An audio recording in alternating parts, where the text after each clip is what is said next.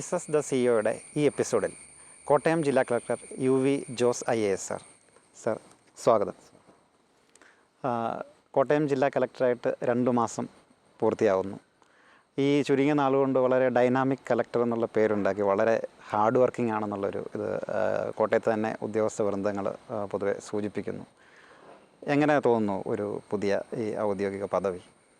ഉദ്യോഗസ്ഥ വൃന്ദങ്ങൾ അങ്ങനെ സൂചിപ്പിക്കുന്നുവെന്ന് അറിയുന്നതിൽ എനിക്ക് വളരെ സന്തോഷമുണ്ട്. കാരണം അങ്ങനെ നേരിട്ട് എന്നോട് പറയില്ലല്ലോ. ഏതായാലും അത് കേട്ടതിൽ വളരെ സന്തോഷം. ഞാൻ കോട്ടയത്ത് ഇപ്പോൾ 3 മാസം തികയാൻ പോകുന്നു. അടുത്ത 5-ാം തീയതി 3 മാസമാകും. പക്ഷേ ആ 3 മാസം കൊണ്ട് ഒത്തിരി കാര്യങ്ങൾ ചെയ്യാൻ പറ്റിയ പോലെ എനിക്ക് തോന്നുന്നുണ്ട്. കാരണം ജനങ്ങളുമായിട്ട് നന്നായിട്ട് അടുത്തു, ജനപ്രതിനിധികളുമായിട്ട് നന്നായിട്ട് അടുത്തു. ഇവിടുത്തെ ത്രിതല പഞ്ചായത്ത് സിസ്റ്റവുമായിട്ട് എല്ലാവരുമായിട്ട് തന്നെ ഒരു പേഴ്സണൽ ബന്ധങ്ങളുണ്ടാക്കി. ഒത്തിരി നാട്ടുകാരുമായിട്ടും പേഴ്സണൽ ബന്ധങ്ങളുണ്ടാക്കി. അതിനകത്ത് ഏറ്റവും കൂടുതൽ എന്നെ സ്വാധീനിച്ചിട്ടുള്ളത് ഇവിടുത്തെ സാധാരണക്കാരായ ആൾക്കാർക്ക് ഈ ഒത്തിരി കാര്യങ്ങൾ ചെയ്യാൻ പറ്റിയെന്നൊരു തോന്നൽ ഇപ്പം തന്നെ ഉണ്ട്. 3 മാസം കൊണ്ട് അവർ വന്നവരെ ഒന്നും ഞാൻ വിഷമിപ്പിച്ചിട്ടല്ല തിരിച്ചു വിട്ടിട്ടുള്ളത്. ചെയ്യാൻ പറ്റുന്ന കാര്യങ്ങളെല്ലാം ചെയ്യാൻ ശ്രമിച്ചിട്ടുണ്ട്. അപ്പോൾ അതുപോലെ എൻ്റെ ഒരു ജീവിതത്തിൽ ഹാർഡ് വർക്കാണ് ഏറ്റവും എന്നെ ഈ നിലയിൽ എത്തിച്ചിട്ടുള്ളത്. പൊതുവെ പറഞ്ഞു വരുന്നത് അതിരാവിലെ വളരെ നേരത്തെ തന്നെ ഓഫീസിലെത്തും, വളരെ വൈകി ഓഫീസിൽ നിന്ന് പോകും, ഇങ്ങനെയാണ്. അപ്പോൾ ഒരു കഠിനാധ്വാനത്തിൻ്റെ ഒരു പാഠം എവിടെ നിന്ന്? വീട്ടിൽ നിന്ന് തന്നെ ചെറുപ്പത്തിൽ പഠിച്ചതായിരിക്കും? വീട്ടിൽ നിന്ന്. ഞാൻ ഒരു കർഷക കുടുംബത്തിൽ നിന്ന് ജനിച്ചയാളാണ്. ഒരു സാധാരണ ഒരു കർഷകനായിട്ടുള്ള എൻ്റെ ഫാദർ അങ്ങനെ ഒരു കുടുംബത്തിൽ ജനിച്ച് മൂത്ത പുത്രനായിട്ട് ജനിച്ച് വളർന്ന് ആണ് ഈ നിലയിലെത്തിയിട്ടുള്ളത്. അപ്പോൾ ചെറുപ്പകാലം എന്നൊക്കെ പറയുന്നത് നല്ല കഷ്ടപ്പാടിൻ്റെ സമയമായിരുന്നു. അപ്പോൾ ശരിക്കും തീയിൽ കുരുത്തത് വെയിലത്ത് പാടില്ല എന്ന് പറയുന്നത് പോലെ ചെറുപ്പത്തിൽ നന്നായി അധ്വാനിച്ചിരുന്നു. അതിനകത്ത് പഠിത്തവും മിക്സ് ചെയ്തിരുന്നു. അത് പിന്നെ ആ കൃഷി അതിലേക്ക് പോകാതെ ദൈവാനുഗ്രഹം കൊണ്ട് എനിക്ക് വിദ്യാഭ്യാസത്തിൽ കോൺസെൻട്രേറ്റ് ചെയ്യാൻ എൻ്റെ പാരൻസ് എന്നെ അനുവദിച്ചു എന്നുള്ളതാണ്. അപ്പോൾ സാധാരണ എൻ്റെ കുടുംബത്തിലെ മറ്റു പലരും, എൻ്റെ സിസ്റ്റേഴ്സൊക്കെ പഠിച്ചു. പക്ഷേ ബാക്കി എൻ്റെ ഫാദറിൻ്റെ ബ്രദേഴ്സിൻ്റെ മക്കളുമൊക്കെ എന്നെപ്പോലെയുള്ളവരെല്ലാം ഇപ്പോഴും കൃഷിയിൽ ഉള്ളതാണ്. അപ്പോൾ അതിൽ നിന്ന് വിഭിന്നമായിട്ട് എന്നെ പഠിക്കാൻ അനുവദിച്ചു എന്നുള്ളത് എൻ്റെ ഏറ്റവും വലിയൊരു ഭാഗ്യമായിട്ട് ഞാൻ കാണുകയാണ്. ദൈവാനുഗ്രഹമാണ് അതിനകത്ത് മുഴുവനായിട്ടുള്ളത്. ഈ വയനാട്ടിലെ മാനന്തവാടിയിലെ ഒരു സാധാരണ കർഷക കുടുംബത്തിലാണ് ജനനം സാറ്. അപ്പോൾ ആദ്യകാലത്തെ ഈ സ്കൂളിലെ അനുഭവങ്ങളും വീട്ടിലെ അനുഭവങ്ങളൊക്കെ ഒന്ന് പങ്കുവയ്ക്കാം. ഞങ്ങൾ വളരെ സ്നേഹത്തോടെ ജീവിക്കുന്ന ഒരു കുടുംബാന്തരീക്ഷമായിരുന്നു ഉണ്ടായിരുന്നത്. എന്ന് വെച്ചാൽ എൻ്റെ ഗ്രാൻഡ് ഫാദർ, ഗ്രാൻഡ് മദർ, പിന്നെ അമ്മച്ചി, ഈ 3 പേരുടെ ഒരു ട്രയോ ഉണ്ടായിരുന്നു. അവരുടെ ഒരു പ്രത്യേക പരിചരണം എന്ന് പറയുന്നത് നമുക്ക് സാധാരണ ഇപ്പോഴത്തെ കുട്ടികളെല്ലാവരും, ഞാൻ എൻ്റെ പിള്ളേരോടൊക്കെ പറയും, നിങ്ങളൊക്കെ അത് മിസ് ചെയ്തിട്ടുണ്ടായിരുന്നു. ആ സ്നേഹത്തിൻ്റെയും പരിലാളനയുടെയും ഒരു പൂർണ്ണ അനുഭവം ശരിക്കും ഞാൻ അനുഭവിച്ചിട്ടുണ്ട് ചെറുപ്പത്തിൽ. എല്ലാം ഭയങ്കര നല്ലതായിരുന്നു. ഓർക്കുമ്പോഴൊക്കെ ഏറ്റവും കൂടുതൽ സന്തോഷം തരുന്നത് അവിടെ. അപ്പോൾ അവിടെയാണ് എൻ്റെ തുടക്കം. അപ്പോൾ അതുകൊണ്ട് ഒരിക്കലും മോശമാവില്ല. ഞാൻ ഇപ്പോൾ IAS കിട്ടിക്കഴിഞ്ഞിട്ട് തന്നെ വീട്ടിൽ അവരെല്ലാം കൂടെ ഒരു സ്വീകരണമൊക്കെ അറേഞ്ച് ചെയ്തിരുന്നു. നാട്ടുകാർ മുഴുവൻ വന്നിരുന്നു, 10-500 പേർ. ഞാൻ അവരോട് പറഞ്ഞ അതാണ്, അത്രയും നല്ലൊരു അടിത്തറയിൽ ജീവിച്ച ഒരാൾക്ക് മോശമാകാൻ പറ്റത്തില്ല എന്താണേലും. അപ്പോൾ അവിടെ നിന്ന് തുടങ്ങി അത് എൻ്റെ അമ്മച്ചിയിലൂടെ. അമ്മച്ചി എന്നെ പഠിത്തത്തിൽ എന്നെ ഏറ്റവും കൂടുതൽ, എൻ്റെ ജീവിതത്തിൽ ആരാണ് ഏറ്റവും കൂടുതൽ എന്നെ സ്വാധീനിച്ചതെന്ന് ചോദിച്ചു കഴിഞ്ഞാൽ എൻ്റെ അമ്മച്ചിയുടെ ആ ഒരു പെരുമാറ്റമാണെന്ന് ഞാൻ എപ്പോഴും പറയാറുണ്ട്, സ്നേഹം. അപ്പോൾ അമ്മച്ചി എന്നെ പഠിക്കാൻ വേണ്ടിയിട്ട് പ്രേരിപ്പിച്ചു. അത് നന്നായിട്ട് ഈ ഒരു കൃഷി പരിപാടികളിലൊക്കെ ചെറുതായിട്ടൊക്കെ സഹായിക്കും, നമ്മളെ കൊണ്ട് പറ്റുന്ന രീതിയിലൊക്കെ സഹായിക്കും. ആയിരുന്നെങ്കിലും കൂടി അതിനകത്ത് പഠിത്തവും കൂടെ മിക്സ് ചെയ്ത് പോയി. അപ്പോൾ അതുകൊണ്ട് സ്കൂളിൽ നല്ല ഒരു ലെവലിൽ നിന്നു. അന്ന് ഞാനിപ്പോൾ ഓർക്കുകയാണ്, ഞങ്ങളുടെ സ്കൂള്, ഞാൻ സെൻറ്റ് കാതറീൻസ് ഹൈസ്കൂൾ പയ്യമ്പള്ളി, മാനന്തവാടിക്ക് അടുത്ത ഒരു ഗ്രാമമാണ് പയ്യമ്പള്ളി എന്ന് പറയുന്നത്. ആ സ്കൂളിൽ ഒരുപാട് ദൂരം ഉണ്ടായിരിക്കും. വീട്ടിൽ നിന്ന് ഏതാണ്ട് 3.5 കിലോമീറ്റർ ഉണ്ടായിരുന്നു. നടന്നാണ്. അന്ന് നടന്നല്ല, ശരിക്കും ഓടിയെന്ന് പറയാം. കാരണം അന്നത്തെ കാലത്ത് നടത്തം ഇല്ല. വീട്ടിൽ രാവിലെ എഴുന്നേറ്റാൽ അന്നത്തെ കാലത്തൊക്കെ കുറേയേറെ പണികളുണ്ട് ഞങ്ങൾക്കായിട്ട് സെറ്റ് ചെയ്തിരിക്കുന്നത്. എൻ്റെ ഒരു പിന്നെ ഫാദറിൻ്റെ അനിയനൊരു ഡോമി ചിറ്റപ്പൻ എന്ന് പറഞ്ഞിട്ടൊരു, ഞങ്ങൾ രണ്ടുപേരും ഏകദേശം പ്രായത്തിൽ അധികം വ്യത്യാസമില്ല. അപ്പോൾ ഞങ്ങൾ രണ്ടുപേരും കൂടെ എല്ലാ കാര്യങ്ങളിലും ചാച്ചനെ സഹായിക്കാൻ വേണ്ടിയിട്ട് രാവിലെ ഈ പശുക്കളുണ്ട്, പിന്നെ അതിനെയൊക്കെ അഴിച്ചു കെട്ടണം, ബാക്കി അതിൻ്റെ കാര്യങ്ങളൊക്കെ നോക്കണം. ഏറ്റവും രസകരമായ, ഞാനിപ്പോഴും ഓർക്കാൻ ഇഷ്ടപ്പെടുന്ന ഒരു കാര്യം എന്ന് പറയുന്നത്, അന്നൊക്കെ വയനാട്ടിലാണ്, നിങ്ങൾക്കറിയാം ഭയങ്കര തണുപ്പാണ്. ഭയങ്കര മഞ്ഞാണ് അതൊക്കെ. അപ്പോൾ ആ ഒരു സമയത്ത് രാവിലെ ഒരു 5 മണിക്കൊക്കെ ഞങ്ങളുടെ വയലുണ്ട്, അവിടെ ഇഷ്ടംപോലെ വയലുണ്ട്. ആ വയലിൽ ഈ ആറ്റക്കിളി ഓടിക്കാൻ പോവാന്ന് പറയും. ഈ വയലിൽ ഈ ഇത് വിളവ് വരുമ്പോഴത്തേനും ഈ ആറ്റ കിളികൾ, കൊച്ചു കിളികൾ, ഇതെല്ലാം വന്നിട്ട് നെല്ല് കൊത്തിക്കൊണ്ട് പോകും. അപ്പോൾ അതിനെ നമുക്ക് ഓടിച്ചു വിടണം, എന്നാലേ രക്ഷയുള്ളൂ. അത് വേറെ മെക്കാനിക്ക് ഒന്നുമില്ല, ഇന്നത്തെ പോലത്തെ വേറെ സിസ്റ്റംസ് ഒന്നുമില്ല. അപ്പോൾ അതിനെ ഞങ്ങൾ രാവിലെ 5 മണിക്കൊക്കെ എഴുന്നേറ്റിട്ട് ഈ വയലിൽ പോയി ഇരുന്നിട്ട് ഈ പാട്ടയൊക്കെ കൊട്ടി ഇതിനെ ഓടിക്കാൻ പോകും. ഇപ്പോൾ രാവിലെ 5 മണി. അപ്പോൾ അതൊക്കെ ഒരു ഭയങ്കര എക്സ്പീരിയൻസ്. ഇപ്പോൾ ഓർക്കുമ്പോൾ അന്നത് എങ്ങനെ ചെയ്തു എന്നറിയത്തില്ല. അപ്പോൾ ഇതെല്ലാം കഴിഞ്ഞ് രാവിലെ കഴിഞ്ഞ് ഞങ്ങൾ അന്ന് മുമ്പിൽ കൂടി ഈ കബനി നദി, മാനന്തവാടി പുഴ ഒഴുകുന്നുണ്ട്. ഞങ്ങളുടെ വീടിൻ്റെ തൊട്ട് മുമ്പിലാണ്, വയൽ കഴിഞ്ഞിട്ട് ആണ് ഇത് ഒഴുകുന്നത്. അപ്പോൾ അവിടെ എല്ലാവരും കൂടെ, ആ ചുറ്റുമുള്ള എല്ലാവരും കൂടെ കുളിക്കാൻ വരും. സ്കൂളിൽ പോകുന്നതിന് മുമ്പ് അല്ലാതെ നമുക്ക് ബാത്റൂമോ മറ്റു കുളികളൊന്നുമില്ല. അപ്പോൾ ആ പുഴയിൽ നീന്തി കുളിച്ച് ഞങ്ങൾ ഗ്രൂപ്പായിട്ട്, ഇത് സിമിലർ ഒരേ പ്രായത്തിലുള്ള കുറച്ച് പേരുണ്ടായിരുന്നു. അവരൊക്കെ ആയിട്ട് സ്കൂളിലേക്ക് പിന്നെ ഒരു 9 മണിയൊക്കെ ആകുമ്പോൾ സ്കൂളിലേക്ക് ഓടും. സ്കൂളിൽ ഒരു 40 മിനിറ്റൊക്കെ എടുക്കും വന്ന് എത്താൻ വേണ്ടിയിട്ട്, ഇത്രയും എത്താൻ വേണ്ടി. അങ്ങനെ വളരെ രസകരമായ ഒരു അനുഭവമായിരുന്നു. ഇപ്പോഴത്തെ കുട്ടികൾക്കൊക്കെ വളരെയധികം മിസ് ചെയ്യുന്ന ഒന്നാണ്. അപ്പോൾ സ്വന്തം മക്കളോട് പറയാറുണ്ട് അന്നത്തെ ഒരു വിദ്യാലയം? മക്കളോട് പറയാറുണ്ട്. ഞാൻ ആ പുഴയിലൊക്കെ കൊണ്ട് അവരെ കുളിപ്പിച്ചിട്ടുണ്ട്. വളരെ അവർക്കൊക്കെ ഇതിപ്പോൾ ഓർക്കുമ്പോൾ, നാട്ടിൽ പോകുമ്പോൾ എല്ലാവർക്കും ഭയങ്കര ഇഷ്ടമാണ്. ഇപ്പോഴും ആ ഞങ്ങളുടെയൊക്കെ ഇപ്പോഴെന്ന് പറഞ്ഞാൽ 5 സെൻറ്റ് 10 സെൻറ്റിൽ ജീവിക്കുന്ന, അല്ലെങ്കിൽ അവരൊക്കെ പിള്ളേരെല്ലാം ഈ പട്ടണത്തിലാണ്, തിരുവനന്തപുരത്താണ് കൂടുതൽ വളർന്നത്. അപ്പോൾ അതൊക്കെ ആ ഒരു വീട്ടിൽ വളർന്നിട്ട് ഞങ്ങൾ നാട്ടിൽ പോകുമ്പോഴത്തേനും അവർക്ക് അങ്ങോട്ട് അഴിച്ചു വിട്ട പോലെയാണ്. ഈ കുന്നും പ്രദേശവും വയലും ഈ പുഴയും ഇതും എല്ലാം കൂടെ ഓടി നടന്ന് മരത്തിൻ്റെ മുകളിലൊക്കെ കയറി നിൽക്കാൻ എല്ലാവർക്കും നല്ല താല്പര്യമാണ്. പിള്ളേർക്ക് 2 പേർക്കും ഇഷ്ടമാണത്.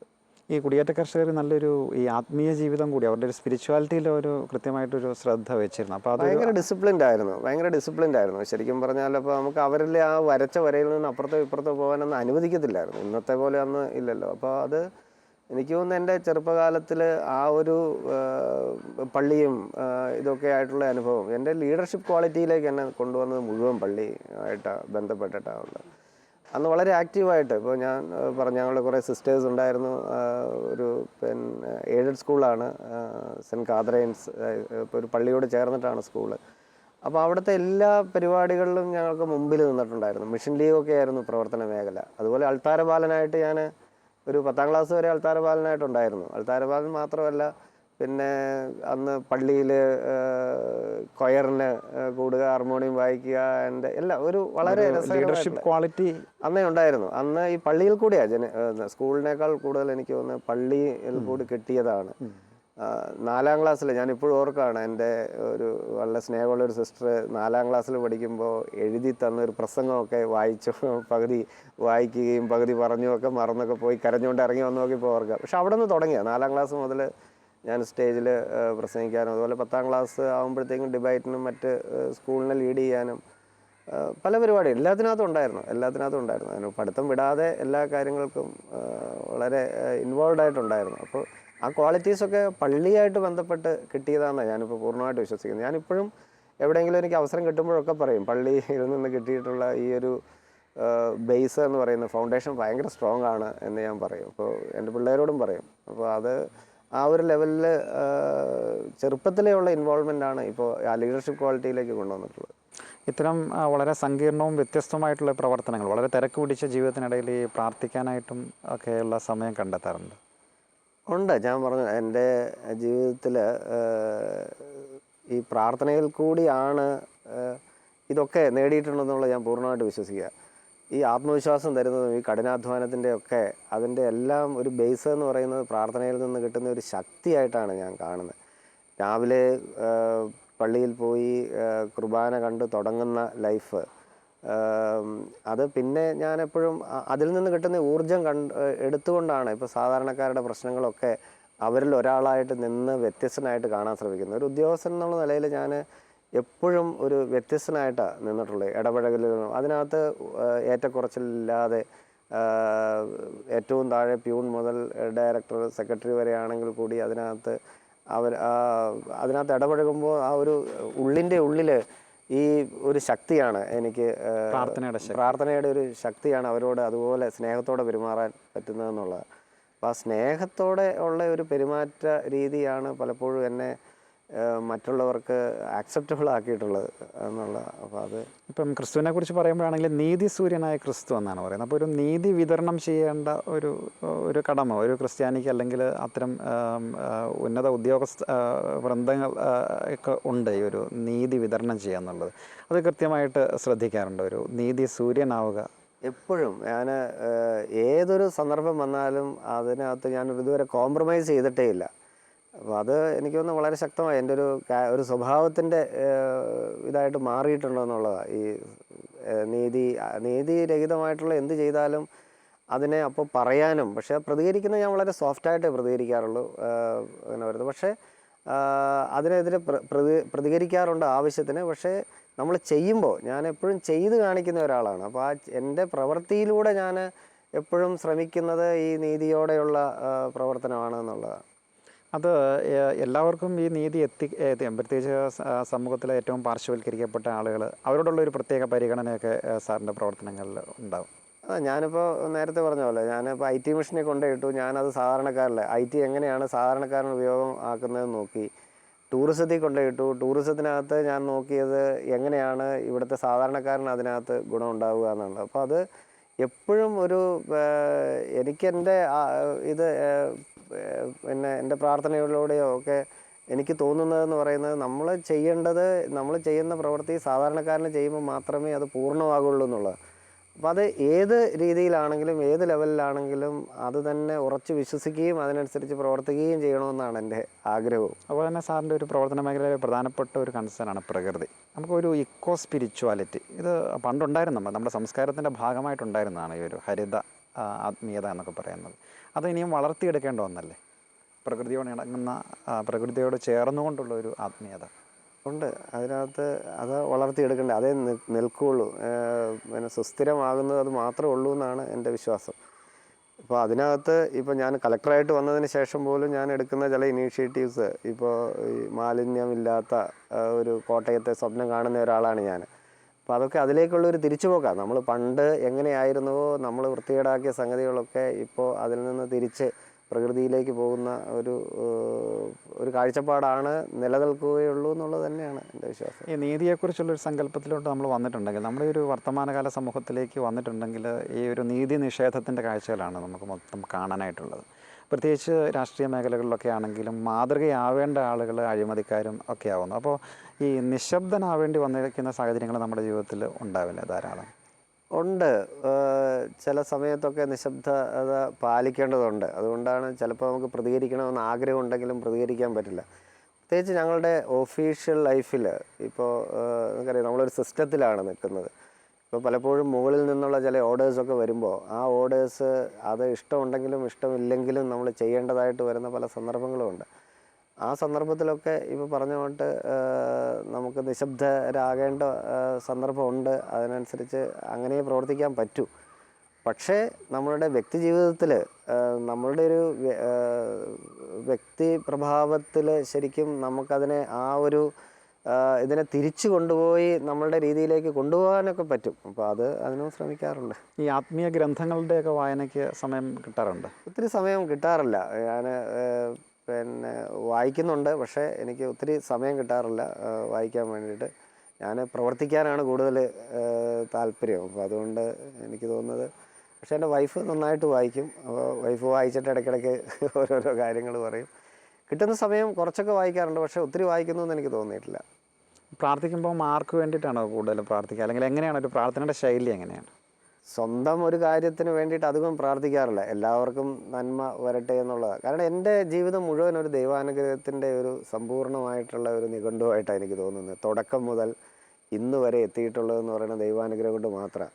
അത് ഒത്തിരി പേരുടെ പ്രാർത്ഥന കൊണ്ടായിരിക്കും എന്നെ ഇവിടെ എത്തിച്ചിട്ടുള്ളതെന്നുള്ള എനിക്ക് ഷുവറാണ്. കാരണം എത്രയോ പേര് അതിനുവേണ്ടി കോൺട്രിബ്യൂട്ട് ചെയ്തിട്ടുണ്ട്.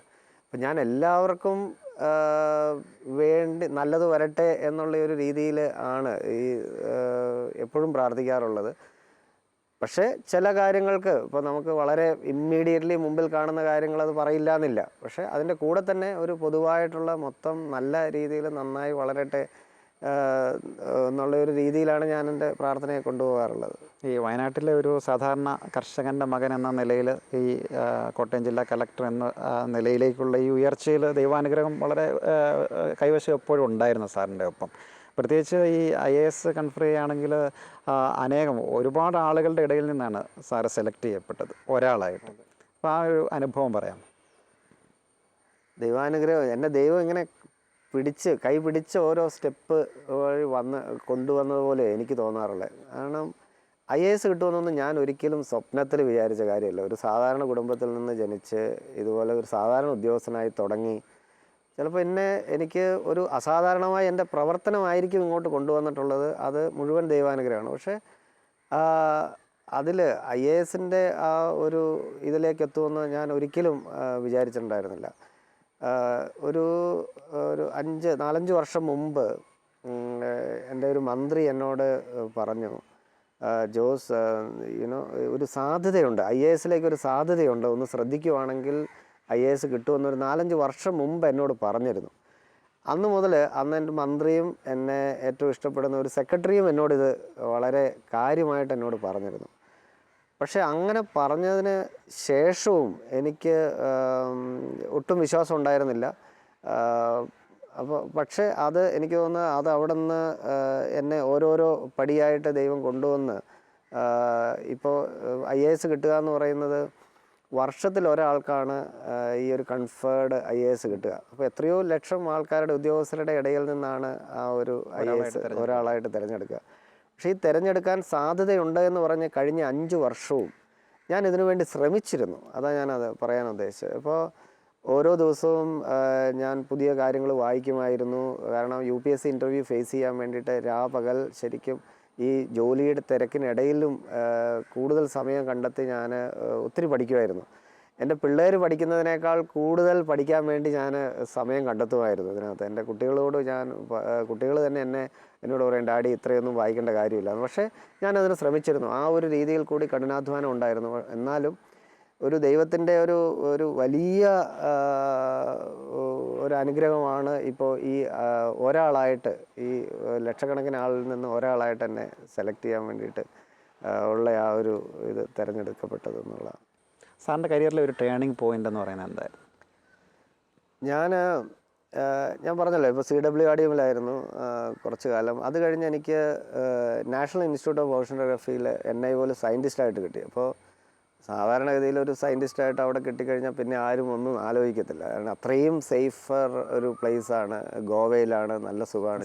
ഇഷ്ടമുള്ള റിസർച്ച് ആയിരുന്നു, അന്നെല്ലാം ആയിരുന്നു. പക്ഷേ അതിൽ നിന്ന് ഞാൻ കല്യാണം കഴിച്ച് ആ സമയത്താണ് ഞാൻ കല്യാണം കഴിക്കുന്നത്. അപ്പോൾ അത് അന്ന് പീസമ്മ പാലായിലെ സെൻറ് തോമസ് കോളേജിൽ പ്രൊഫസറായിട്ടുണ്ടായിരുന്ന CJ സെബാസ്റ്റ്യൻ സാറിൻ്റെ മകളായിരുന്നു.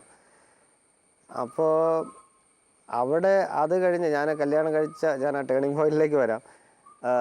കല്യാണം കഴിച്ച് ഗോവയിൽ എത്തിക്കഴിഞ്ഞപ്പോഴത്തേക്കും ഈ NIOയിൽ നിന്ന് എപ്പോഴും ഷിപ്പിൽ പോകണം. ഈ 30-45 ദിവസമൊക്കെ വരെ ഷിപ്പിൽ ഇടയ്ക്കിടയ്ക്ക് പോകണം. അപ്പോൾ റിസർച്ച് ഇഷ്ടമായിരുന്നെങ്കിൽ കൂടി ഫാമിലി ആയിരുന്നു എൻ്റെ ഫണ്ടമെൻ്റൽ ഇത്. അതുകൊണ്ട് ഇപ്പോൾ കരിയറും ഫാമിലിയും നന്നായി ബാലൻസ് ചെയ്യുന്ന ഒരാളായിട്ടാണ് ഇഷ്ടപ്പെടാനാണ് എനിക്ക് ആഗ്രഹം. അതിനൊരപ്പുറത്തേക്കൊരു കരിയറും ഞാൻ ആലോചിച്ചിട്ടില്ല. അപ്പോൾ ഒരിക്കലും ഞാൻ ഫാമിലിയെ കോംപ്രമൈസ് ചെയ്തിട്ടൊരു കരിയറും ചെയ്തിട്ടില്ല. അത് നന്നായിട്ട് ബാലൻസ് ചെയ്ത് പോയായിരുന്നു. അപ്പോൾ അന്ന് PSMയ്ക്ക് ഞാൻ ഷിപ്പിലൊക്കെ പോകുമ്പോൾ 45 ദിവസം അവിടെ തന്നെ താമസിക്കുന്നതൊക്കെ പ്രശ്നങ്ങൾ വന്നിട്ട് ആ സമയത്താണ് എനിക്ക് കേരളത്തിലേക്ക് ജോലിയുടെ ഓഫർ വരുന്നത്. PSC നേരത്തെ എക്സാമൊക്കെ എഴുതിയതാണ്, 3-4 വർഷം മുമ്പ് എക്സാമൊക്കെ എഴുതി, അത് മറന്നതായിരുന്നു. ആ ഒരു സമയത്ത് ടൗൺ പ്ലാനിങ്ങിൽ ജോലി കിട്ടുന്നു. ടൗൺ പ്ലാനിങ്ങിൽ ഞാൻ നിൽക്കുമ്പോൾ തിരിച്ചു വന്ന് ടൗൺ പ്ലാനിങ്ങിൽ നിൽക്കുമ്പോൾ ഞാൻ ആദ്യം പത്തനംതിട്ടയിൽ ജോയിൻ ചെയ്തെങ്കിലും 2 വർഷം കൊണ്ട് വയനാട്ടിലെത്തിക്കഴിഞ്ഞപ്പോൾ അവിടെ എൻ്റെ ജൂനിയറായിട്ട് പഠിച്ച മിസ്റ്റർ ശിവശങ്കർ, ഇപ്പോൾ ശിവശങ്കർ ആണ് എൻ്റെ പല ടേണിംഗ് പോയിൻറ്റ്സിലും കാരണമായെന്ന് ഞാനിപ്പോഴും ശിവശങ്കറിനോട് നേരിട്ട് അധികം പറഞ്ഞിട്ടില്ല. പക്ഷേ ഞാൻ ഇൻഡയറക്റ്റ്ലി പലപ്പോഴും സൂചിപ്പിച്ചിട്ടുണ്ട്. ശിവശങ്കർ ഇപ്പം KSEBയുടെ ചെയർമാനാണ്, സ്പോർട്സിൻ്റെ സെക്രട്ടറിയാണ്, വലിയ ആളാണ്. ASലെ ഏറ്റവും നന്നായിട്ട് നല്ല രീതിയിൽ പെർഫോം ചെയ്യുന്ന ഒരാൾ. അപ്പോൾ ശിവശങ്കർ എൻ്റെ തൊട്ട് ജൂനിയറായിട്ട് അവിടെ എഞ്ചിനീയറിംഗ് കോളേജ് പഠിച്ച അവിടെ RDO ആയിട്ട് മാനന്തവാടിയിൽ RDO ആയിട്ട് ജോയിൻ ചെയ്തു. അപ്പോൾ ഞാൻ വയനാട്ടിൽ ജില്ലാ ടൗൺ പ്ലാനിങ് ഓഫീസിൽ അസിസ്റ്റൻറ്റ് ടൗൺ പ്ലാനറായിട്ടുണ്ട്. അന്ന് കലക്ടറോട് ശിവശങ്കർ എന്നെ ഇൻട്രൊഡ്യൂസ് ചെയ്തു. ജോസ് ഇവിടെ ഉണ്ട്, ജോസ് പിന്നെ ഇപ്പം വലിയ പണിയൊന്നുമില്ല, ടൗൺ പ്ലാനിങ്ങിൽ കാര്യമായിട്ട് അവിടെ ആകെ ഒരു അർബൻ ഏരിയ ഒരു കൽപ്പറ്റ മാത്രമേ ഉള്ളൂ, അതുകൊണ്ട് കാര്യമായിട്ടുള്ള പണിയില്ല, but you should use him എന്ന് പറഞ്ഞു. യൂസ് ചെയ്യുക, അപ്പോൾ നല്ല കഴിവുള്ള ആളാണ്, എങ്ങനെയെങ്കിലും ഉപയോഗിക്കണം. അപ്പോൾ അങ്ങനെ എന്നെ ജില്ലാ ടൂറിസം പ്രൊമോഷൻ കൗൺസിലിൻ്റെ സെക്രട്ടറി ആക്കി.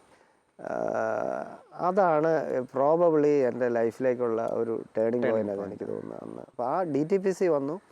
അവിടെ നിന്ന് എൻ്റെ കളക്ടറായിട്ടുണ്ടായിരുന്ന UK ചൗഹാൻ സാറ് ടൂറിസം ഡയറക്ടറായിരുന്നപ്പോൾ എന്നെ അങ്ങ് ഒരു പോസ്റ്റ് ഉണ്ടാക്കി ക്രിയേറ്റ് ചെയ്ത് എന്നെ തിരുവനന്തപുരത്ത് ടൂറിസം ഡിപ്പാർട്ട്മെൻറ്റിൽ ആദ്യം പ്ലാനിങ് ഓഫീസറൊക്കെ ആയിട്ട് ജോയിൻ ചെയ്യിപ്പിച്ചു. അത് കഴിഞ്ഞ് അഡീഷണൽ ഡയറക്ടറായിട്ട് വന്നു. അവിടെയുള്ള പെർഫോമൻസാണ്, ആ ഡിപ്പാർട്ട്മെൻറ്റിലെ പെർഫോമൻസാണ് എനിക്ക് IAS അതുപോലെ തന്നെ ഇപ്പോൾ ഞാനിരിക്കുന്ന ഈ പദവിയിലേക്കൊക്കെ എന്നെ എത്തിച്ചിട്ടുണ്ടോ എന്നുള്ളത് വളരെ സംതൃപ്തിയോടെ ഞാൻ ഓർക്കുകയാണ്. ഈ റിസർച്ചിനോടുള്ള ഒരു ആറ്റിറ്റ്യൂഡ് ഉള്ളത് കൊണ്ട് തന്നെ ആയിരിക്കും പലപ്പോഴും ചെല്ലുന്നിടത്തെല്ലാം ഒരു വ്യത്യസ്തമായ ഒരു രീതി സാറ് പരീക്ഷിക്കാറുണ്ട്. ഒരു ക്രിയേറ്റീവായിട്ടുള്ള സാറിൻ്റെ ഒരു തനതായിട്ടുള്ള ഒരു വ്യക്തിത്വം എല്ലാത്തിലും ഉണ്ടാകും, പ്രവർത്തനങ്ങളിലെല്ലാം ഉണ്ടാകും. അപ്പം ടൂറിസം ഡിപ്പാർട്ട്മെൻറ്റിൽ എന്തായിരുന്നു സാറിൻ്റെ? വെച്ച് കറക്റ്റായിട്ട് പറഞ്ഞു. എൻ്റെ ആ ഒരു ആറ്റിറ്റ്യൂഡാണെന്ന് തോന്നുന്നു എന്നെ വ്യത്യസ്തമായിട്ട് ചിന്തിക്കാൻ വേണ്ടി. ടൂറിസത്തിൽ ഞാൻ ചെന്ന് ഏറ്റവും കൂടുതൽ ആദ്യം ചെയ്ത ഒരു കാര്യം എന്ന് പറയുന്നത്, കുറച്ച് സെൻറ്റേഴ്സ് മാത്രം ഉണ്ടായിരുന്ന ടൂറിസം എന്നുള്ളത് മാറ്റി കേരളം മുഴുവൻ ടൂറിസത്തിന് സാധ്യതയുണ്ട് എന്ന് മനസ്സിലാക്കി മൊത്തമായിട്ട് ടൂറിസം ഡിസ്കസ് ചെയ്തു. പക്ഷെ അതിനേക്കാളൊക്കെ ഉപരി ഉത്തരവാദിത്ത ടൂറിസം, റെസ്പോൺസിബിൾ ടൂറിസം എന്ന ഒരു കൺസെപ്റ്റ് ഇവിടെ ഇംപ്ലിമെൻറ്റ് ചെയ്യാൻ വേണ്ടിയിട്ട് ഏറ്റവും കൂടുതൽ വർക്ക് ചെയ്തിട്ടുള്ള ഒരാളാണ് ഞാൻ എന്നുള്ളതാണ് എനിക്ക് ഏറ്റവും കൂടുതൽ സന്തോഷവും സംതൃപ്തിയും തരുന്ന ഒരു കാര്യം. അതിപ്പോൾ ഇൻ്റർനാഷണലി അതുപോലെ തന്നെ റിക്കഗ്നൈസ് ചെയ്യപ്പെടുന്നുണ്ട്. വളരെ ഭംഗിയായിട്ട് അത് പോകുന്നു. വളരെ പുതിയൊരു കോൺസെപ്റ്റാണ് ഈ റെസ്പോൺസിബിൾ ടൂറിസം. അതൊന്ന് വിശദീകരിക്കാം. പുതിയ കൺസെപ്റ്റാണ് അത്. ടൂറിസം എന്ന് പറയുന്നത് നിലനിൽക്കണമെങ്കിൽ അത് ഇവിടെയുള്ള സാധാരണ ജനങ്ങൾക്ക് ടൂറിസം കൊണ്ട് നേരിട്ട് ഗുണം ഉണ്ടാകണമെന്നുള്ള, സാമ്പത്തികമായിട്ട് തന്നെ ഗുണം ഉണ്ടാകണം. അപ്പോൾ സാധാരണക്കാർക്ക് ബെനിഫിറ്റ് കിട്ടത്തക്ക രീതിയിൽ ടൂറിസം പോളിസിയെ മൊത്തം മാറ്റി ആ ടൂറിസം എങ്ങനെ ഇത് ചെയ്യുന്നു എന്നുള്ളത് മൊത്തം മാറ്റി ചിന്തിക്കുന്ന ഒരു രീതിയാണ് ഈ ഉത്തരവാദിത്ത ടൂറിസം എന്ന് പറയുന്നത്. ഈ പുതിയ പദ്ധതികളൊക്കെ ആവിഷ്കരിക്കുമ്പോൾ അതെങ്ങനെയാണ് മനസ്സിൽ പ്ലാൻ ചെയ്യുന്നതിന് മുമ്പുള്ള ഒരു ആലോചന? അല്ലെങ്കിൽ അത് വളരെ കറക്റ്റായിട്ടുള്ള, ഞാൻ മിക്കവാറും എൻ്റെ പുതിയ പദ്ധതികളൊക്കെ ആലോചിക്കും. ഞാൻ എല്ലാ ദിവസവും രാവിലെ പള്ളിയിൽ പോകുന്നുണ്ട്. പള്ളിയിൽ നിന്നാണ് എൻ്റെ കുർബാന കാണുമ്പോഴാണ് എൻ്റെ തുടക്കം. ഞാൻ പലപ്പോഴും കുർബാന കാണുമ്പോൾ തന്നെ അത് കാണുമ്പോൾ തന്നെ ഞാൻ എൻ്റെ ചിന്ത ചിലപ്പോൾ മാറിയൊക്കെ പോകാറുണ്ട്. എൻ്റെ ബേസ് മിക്കവാറും എല്ലാ പ്രോജക്റ്റും ഞാൻ കൺസീവ് ചെയ്യുന്നത് മിക്കവാറും ആ ഒരു സമയത്താണെന്നുള്ളതാണ്. അപ്പോൾ അത് ഒരു ദൈവാനുഗ്രഹം പോലെ അവിടെ കൺസീവ് ചെയ്യുന്ന സാധനങ്ങളെല്ലാം നന്നായിട്ട് വരാറുമുണ്ട്. ഇതൊക്കെ ഈ ഉത്തരവാദിത്ത ടൂറിസം ഓരോ കാര്യങ്ങളും ഞാൻ ചെല്ലുന്ന സ്ഥലത്തൊക്കെ ചെയ്യാൻ ശ്രമിക്കുന്നത് വ്യത്യസ്തമായിട്ടാണ്. ആ വ്യത്യസ്തമായിട്ട് ചെയ്യാൻ തോന്നിക്കുന്നത് മുഴുവൻ അൾത്താരയുടെ മുമ്പിലാണ് എന്നുള്ളത് എനിക്ക് പറയുന്നതിന് ഒരു മടിയില്ല. UV ജോസ് സാറിൻ്റെ വീട്ടുവിശേഷങ്ങളുമായിട്ട് അടുത്ത അധ്യായത്തിൽ വീണ്ടും കാണാം. നമസ്കാരം.